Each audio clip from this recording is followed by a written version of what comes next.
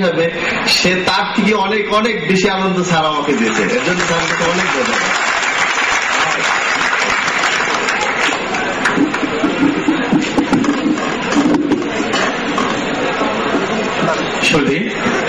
আমরা এইমাত্র বাংলাদেশের একজন কৃতি সন্তানকে দেখলাম, তার অনুভূতি শুনলাম। আমরা অধীর আগ্রহে অপেক্ষা করছি যার বক্তব্যের জন্য। এবার প্রধান অতিথির বক্তব্য দেবেন। ভাষার ইন্দ্রজাল, শব্দের ঝংকার আর পদবিন্যাসের মাধুরী জড়ানো মূল্যবান বক্তব্য প্রদানের জন্য আমি বিনীত অনুরোধ জ্ঞাপন করছি সাবেক প্রধান বিচারপতি ও তত্ত্বাবধায়ক সরকারের সাবেক প্রধান উপদেষ্টা বিচারপতি হাবিবুর রহমান।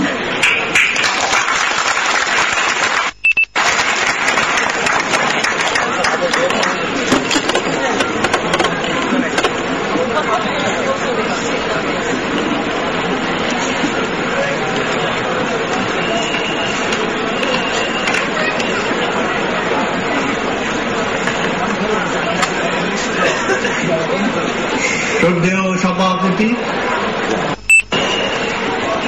বন্ধুগণ, আমরা এই বছরটা ভালোই কাটালাম। সহস্রাব্দ উন্নয়ন লক্ষ্যমাত্রা অর্জনে এবং শিশু মৃত্যুহার কমানোর ক্ষেত্রে সাফল্যের জন্য আমাদের প্রধানমন্ত্রী আন্তর্জাতিকভাবে পুরস্কৃত হয়েছে। চিকিৎসা বিজ্ঞানে কলেরা ও যক্ষা রোগ নির্ণয়ে আমাদের বিজ্ঞানীরা উল্লেখযোগ্য সাফল্য অর্জন করেছে। তারা ডায়রিয়া প্রতিরোধে শিশুদের জন্য টিকা আবিষ্কার করেছে। কৃষি বিজ্ঞানীরা পাটের জিনোম এবং খরাবন্ধ ধান বীজ আবিষ্কার করেছেন। আমাদের ক্রিকেটাররা দেশ বিদেশে উল্লেখযোগ্যভাবে প্রতিপক্ষকে ঘায়েল করেছেন। বঙ্গ সন্তানেরা বিদেশে সুকর্ম করে প্রশংসা অর্জন করেছেন।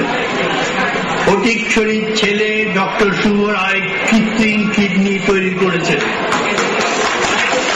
23শে মে 2010 ভোর 5:05 মুসা ইব্রাহিম এভারেস্টের চূড়ায় বাংলাদেশের লাল সবুজ পতাকা উড়িয়েছে।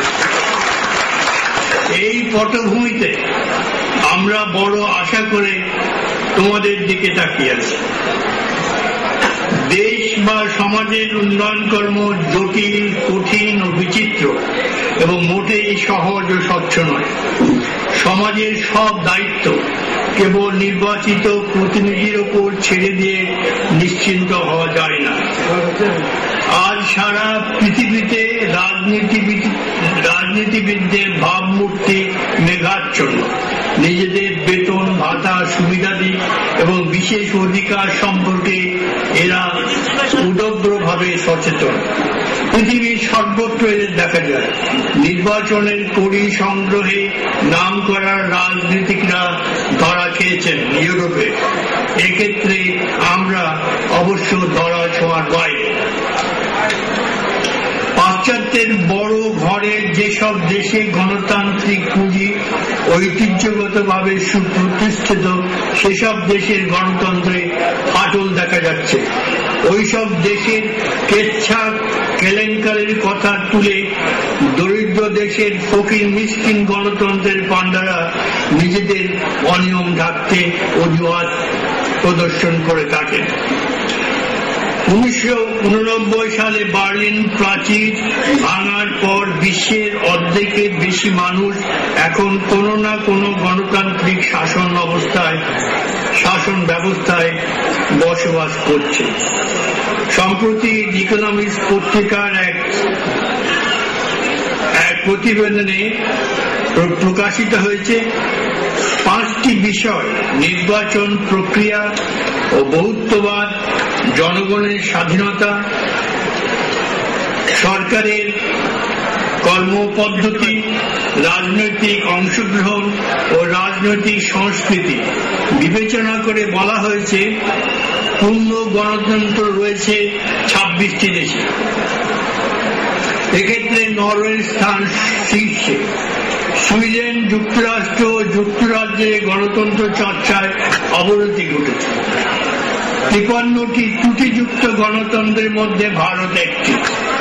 বাংলাদেশের অবস্থান রয়েছে তৃতীয় শ্রেণীতে সংকর শাসন ব্যবস্থার দেশসমূহের মধ্যে। তবে যেখানে বহু উন্নয়নশীল দেশ গণতন্ত্রের সূচকে পিছিয়ে পড়েছে, সেখানে বাংলাদেশ 8 ধাপ এগিয়ে বর্তমানে 83তম স্থানে আছে। বিশ্বের সবচেয়ে বেশি কর্তৃত্ববাদী শাসন ব্যবস্থা চালু রয়েছে মধ্যপ্রাচ্যে ও আফ্রিকায়। গণতন্ত্রের সূচকে প্রথম শ্রেণীতে উঠতে আমাদের আরো 2 শ্রেণী পার হতে হবে। 5টির প্রতিটি ক্ষেত্রে নির্বাচনী প্রক্রিয়া ও বহুত্ববাদ, জনগণের স্বাধীনতা, সরকারের কর্মপদ্ধতি, রাজনৈতিক অংশগ্রহণ ও রাজনৈতিক সংস্কৃতিতে আমাদের অনেক ঘাটতি রয়েছে। সেই ঘাটতি দূর করে আমাদের নাগরিক সম্পদ বৃদ্ধি করতে হবে। এ ব্যাপারে তরুণ প্রজন্মকে এগিয়ে এসে বয়স্কদের বিড়ম্বনা লাঘব করে দৃপ্ত পদক্ষেপে এগিয়ে যেতে হবে। মার্কিন প্রেসিডেন্ট ফ্র্যাঙ্কলিন রুজভেল্ট 1941 সালের জানুয়ারি মাসে দ্বিতীয় মহাযুদ্ধের অভিষ্ট লক্ষ্য হিসাবে 4 স্বাধীনতার কথা বলেছিলেন: বাক স্বাধীনতা, আরাধনার স্বাধীনতা এবং অভাব ও ভয় থেকে স্বাধীনতা।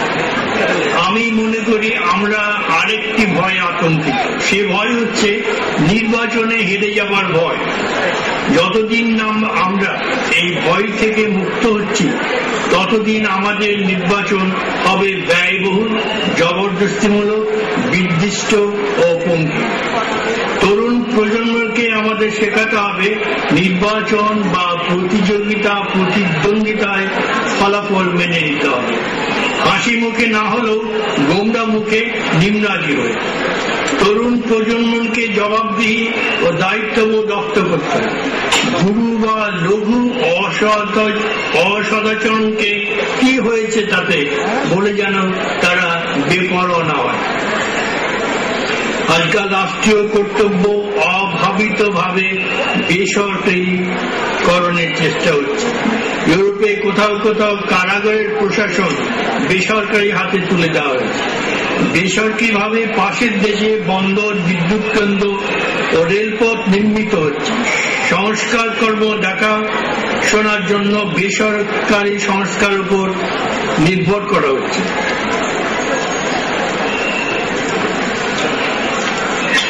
রাষ্ট্রের কর্তব্য কর্মে কিছু ভার সুশীল সমাজের ঘাড়ে এসে পড়েছে। সুশীল সমাজের আওতায় সমাজ হিতৈষী, দেশ শুভানুধ্যায়ী থেকে আত্মকেন্দ্রিক স্বার্থপর দালাল মুখশুদ্ধি সবাই স্থান করে নেয়। এরা অনেকে বহির্দেশীয় সম্মানে ইজ্জত প্রাপ্ত। এদের মধ্যে ভালো মন্দ সবাই আছে। ভূমিদস্যু থেকে কোটি কোটি টাকার কর ফাঁকিবাজ বাজিকররা স্বেচ্ছায় কোটি কোটি টাকা আপোষে বান্ধব সরকারের হাতে তুলে দিয়ে আইন নির্ধারিত দণ্ড জরিমানা থেকে এরা সহজে পরিত্রাণ পায়। ঋণগ্রস্ত ফতুর মুফলিস কৃষককে ভিটেমাটি উচ্ছেদ করতে সরকারের দাবি আদায় আইন নিরপেক্ষভাবে তৎপর থাকে। নিঃসহায়দের বিরুদ্ধে আইন কদমে চলে। বিত্তবানদের ক্ষেত্রে আইন দুলকি চালে, ধিমে তাকায়। এ সম্পর্কে সকল আমলের আইনমন্ত্রীরা আমাদের আশ্বাস দিয়ে এসেছেন যে আইন তার নিজস্ব গতিতে চলে। আমাদের সমাজ নেতা কেন্দ্রিক। বিভাময় নেতা অর্থদান করলে, বিভাময় নেতা অন্তর্ধান করলে আমরা চোখে আঁধার দেখি। আঁধারের বিরুদ্ধে মাতম না করে একটি প্রদীপ জ্বালালে তো মঙ্গলময়। আমাদের মাঝে বিরাট মহান সর্বপ্রভাবী তেমন রোল মডেল বা আদর্শ পুরুষ নেই। সে একদিক থেকে ভালো। তোমরা নিজের কর্মের দ্বারা, সেবার দ্বারা এবং প্রয়োজনের সাধারণ মানুষকে হাতে ধরে এগিয়ে পথ দেখিয়ে শুভঙ্কর ও মূর্তিমান হও। পাড়া প্রতিবেশী সকলের জন্য কোনো না কোনো সাহায্য আসে। যারা নিঃসহায় পথভ্রষ্ট তাদের প্রতি বিমুখ হবে না।